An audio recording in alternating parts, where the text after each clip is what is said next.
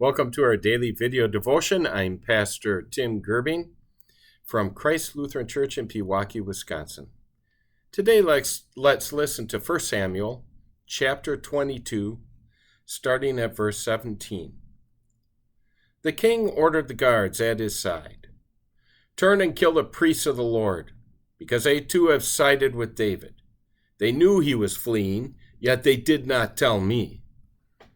But the king's officials were unwilling to raise a hand to strike the priests of the Lord. The king then ordered Doeg, "You turn and strike down the priests." So Doeg the Edomite turned and struck them down.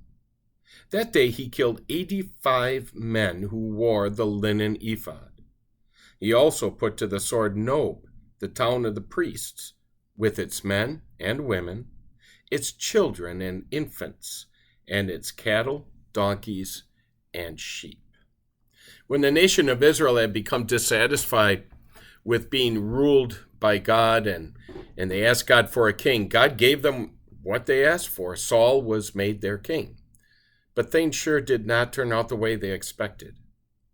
Saul rejected God, and when he learned David would become the king after him, he did everything he could to hunt David down and to kill him. Saul learned from a man named Doeg that David had stopped by the tabernacle and had a conversation with Ahimelech, the priest. He suspected that there was a conspiracy between David and Ahimelech, so Saul called Ahimelech to stand before him. Ahimelech denied the charges. He told Saul he was mistaken. He explained that David told him that he was on a mission from King Saul himself, and that really is what David said. And he also told him that he had only fed David. Saul became enraged. He refused to believe the priest. He ordered Ahimelech's death, as well as the death of every priest, 85 total, and Doeg eagerly did the job. Even more, he murdered all of the priests' wives and their children too. Careful what you ask for. That's one lesson to be learned here.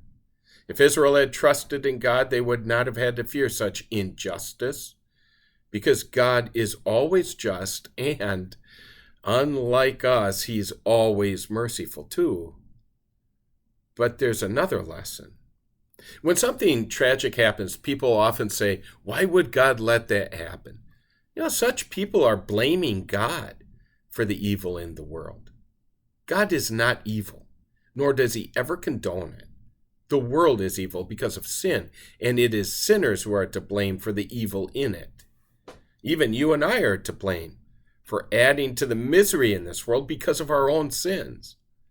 The real question is, why isn't the world worse?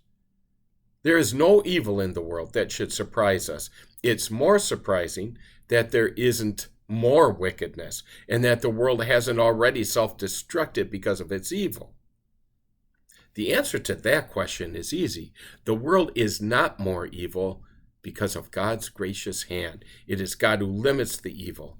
He keeps the world going so that more sinners may have opportunity to hear the gospel, to learn of a love so great that God sent his own Son to deliver the world from all wickedness and sin and to rescue it forever from the death and hell it truly deserves.